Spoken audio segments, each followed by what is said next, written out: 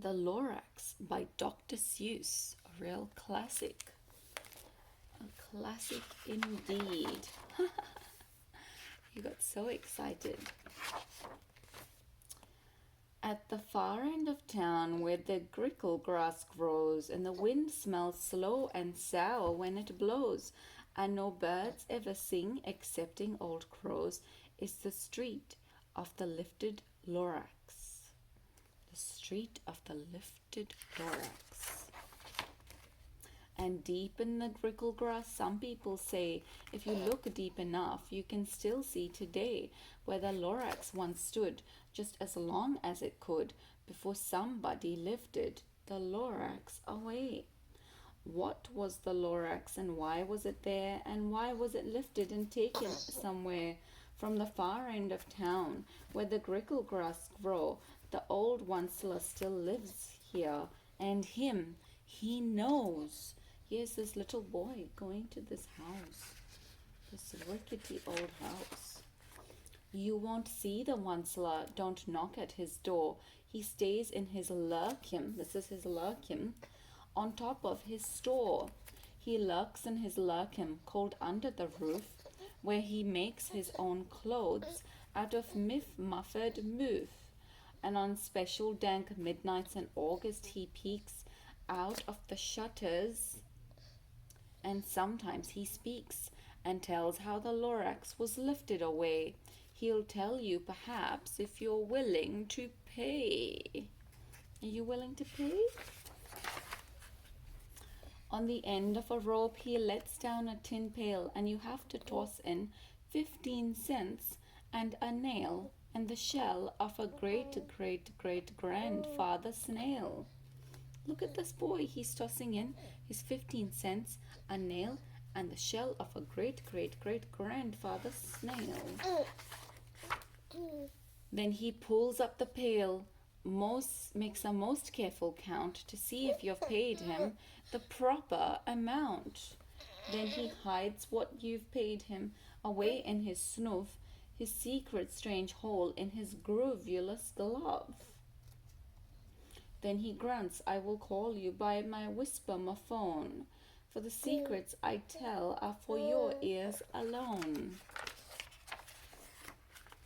Slop, down slops the whisper-ma-phone to your ear, and the old Onceler whispers are not very clear, since they have to come down through a snuggly hose, and he sounds as if he had smallish bees up his nose. Up his nose. Now I'll tell you, he says, with his teeth sounding gray, how the Lorax got lifted and taken away. It all started back, such a long time back,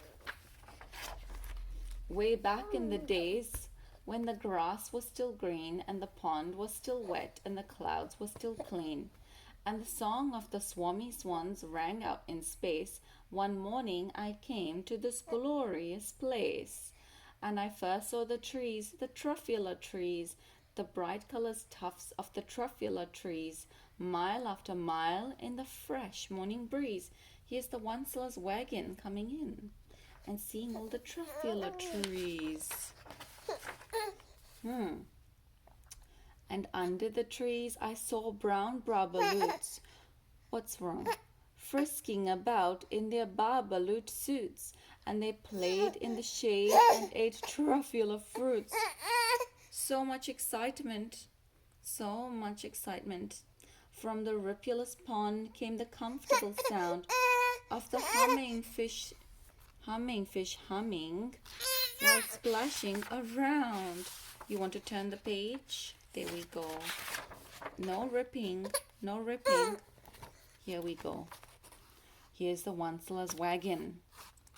But those trees, those truffula trees, all my life I'd been searching for trees such as these. The touch of their tufts was much softer than silk, and they had the sweet smell of fresh butterfly milk. I felt a great leaping of joy in my heart. I knew just what I'd do. I unloaded my cart. He unloaded his cart. In no time at all, I had built a small shop. Then I chopped down a truffula tree with one chop, and with great skillful skill and with great speedy speed, I took the soft tuft and I knitted a theed. Here's his theed. Look at that. The truffula tree has been chopped down. Yeah. The instant I finished, I heard a gazump. I looked. I saw something pop out of the stump of the tree I chopped down. It was sort of a man. Describe him? That's hard. I don't know if I can. He was shortish and oldish and brownish and mossy, and he spoke with a voice that was sharpish and bossy. Here's the Lorax. Mister, he said with a sawdusty sneeze, I am the Lorax. I speak for the trees. For the trees have no tongues, and I'm asking you, sir, at the top of my lungs. He was very upset and puffed. What's that thing you've made out of my truffula tuft? Look at this theed, and here is the Onceler holding it. Look, Lorax, I said, there's no cause for alarm. I chopped just one tree. I am doing no harm. I am being quite useful. This thing is a theed. A theed's a fine something that all people need. It's a shirt, it's a sock, it's a glove, it's a hat, but it has other uses, yes, far beyond that. You can use it for carpets, for pillows, for sheets, or curtains or covers, for bicycle seats. The Lorax said, Sir, you are crazy with greed. There is no one on earth who would buy that fool theed.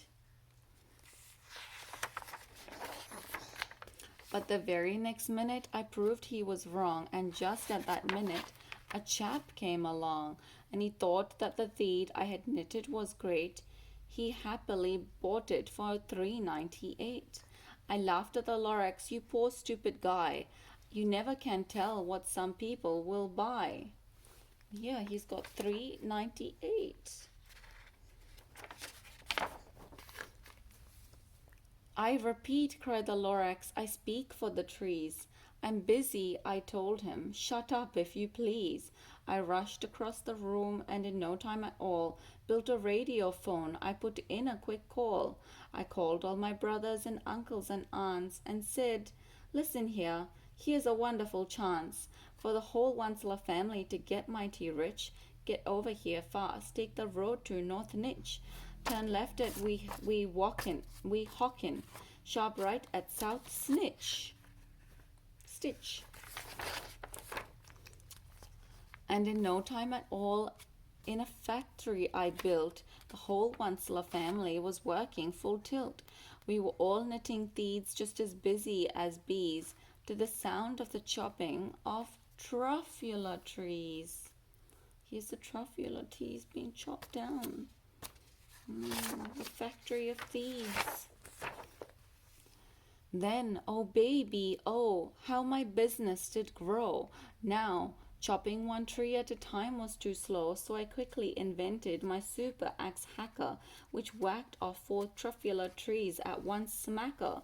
We were making thieves 4 times fast as before, and that Lorax, he didn't show up anymore. The Lorax didn't come anymore. The Onceler in Chief Private. Here's his office and his factory for thieves. But the next week he knocked on my new office door. He snapped, I'm the Lorax who speaks for the trees, which you seem to be chopping as fast as you please. But I'm also in charge of the brown barbaloots who played in the shade in their barbaloot suits and happily lived eating truffula fruits. Now, thanks to your hacking my trees to the ground, there's not enough truffula fruit to go round, and my poor barbaloots are all getting the crummies because they have gas and no food in their tummies. Here's the brown barbaloots over here. They loved living here, but I can't let them stay. They'll have to find food, and I hope that they may. Good luck, boys, he cried, and he sent them away. Here's all the brown barbaloots leaving. I, the onceler, felt sad, and I watched them all go. Oi! But business is business, and business must grow, regardless of crummies in tummies, Bless you. Bless you. Here's the factory of thieves. I meant no harm, I most truly did not, but I had to grow bigger, so bigger I got. I biggered my factory, I biggered my roads, I biggered my wagons, I biggered the loads. Of the thieves I shipped out, I was shipping them forth to the south, to the east, to the west, to the north. And I went right on biggering, selling more thieves, and I biggered my money, which everyone needs. Very greedy. Then again he came back. I was fixing some pipes when the old nuisance Lorax came back with more gripes. I and the Lorax, he coughed and he whiffed. He sneezed, and he snuffled, he snuggled, he sniffed. Onceler, he cried with a crofulous croak, Onceler, you're making such a smogulous smoke. My poor smoggy, swammy swans, why they can't sing a note. No one can sing who has smog in his throat. Oh, don't pull this page. It's from the library. It's from the library. Here's the Lorax and the swummy swans who can't sing a note. And so, cried the Lorax, please pardon my cough. They cannot live here, so I'm sending them off. Where will they go? I don't hopefully know. They may have to fly for a month or a year to escape from the smog you've smuggled up around here. So all the swummy swans are flying away. What's more, snapped the Lorax, his dander was up. Let me say a few words about gluppity glup. Your machinery chugs on day and night without stop, making gluppity glup, also schloppity schlop. And what do you do with this leftover goo? I'll show you, you dirty old onceler man, you. Here's the gluppity glup and the schloppity schlop. You're glumping the pond where the humming fish hummed. No more can they hum, for their gills are all gummed. So I'm sending them off. Oh, their future is dreary. They'll walk on their fins and get woefully weary, in search of some water that isn't so smeary. Here's the poor humming fish, walking on their fins, searching for more water. And then I got mad. I got terribly mad. I yelled at the Lorax, now listen here, Dad. All you do is yap yap and say bad, bad, bad, bad. Well, I have my rights, sir, and I'm telling you, I intend to go on doing just what I do. And for your information, you Lorax, I'm figuring on biggering and biggering and biggering and biggering.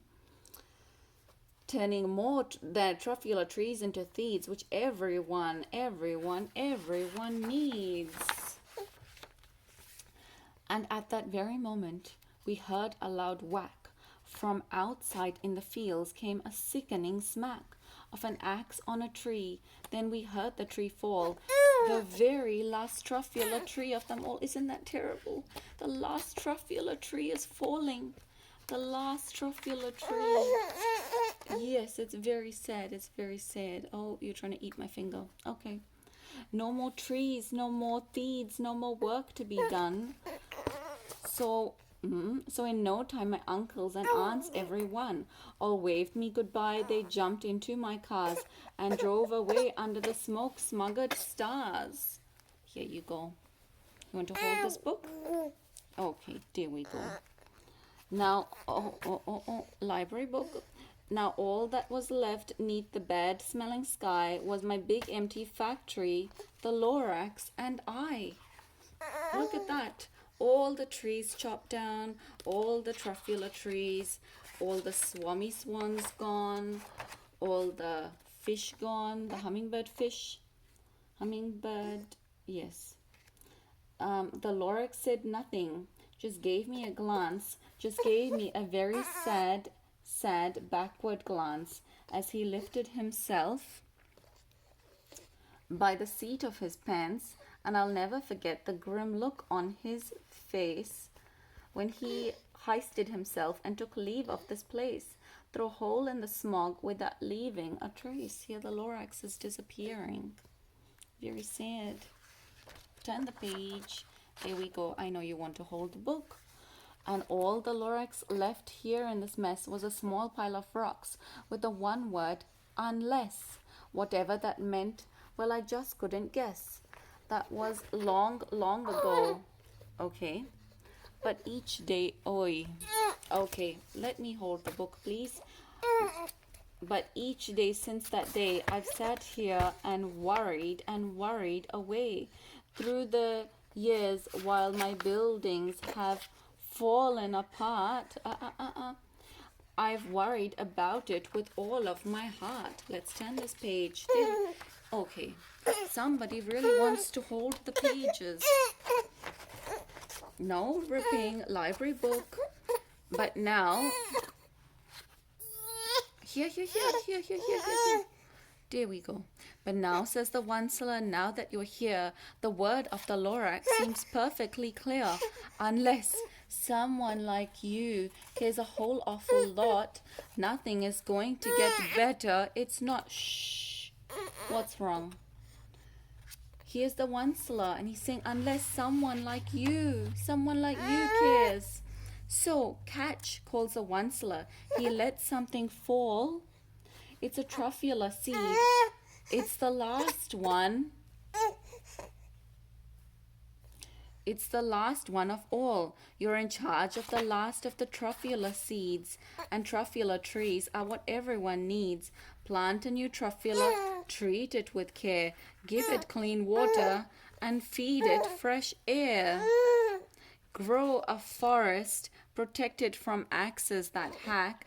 Then the Lorax and all of his friends may come back. All done. All done. You want to hold this book now? What did you think of that book? Unless someone like you cares, we can't have the trophula trees back. And the Lorax and the hummingbird fish and the swami swans and the brown babaloots. We have to protect our trophula trees. Yeah?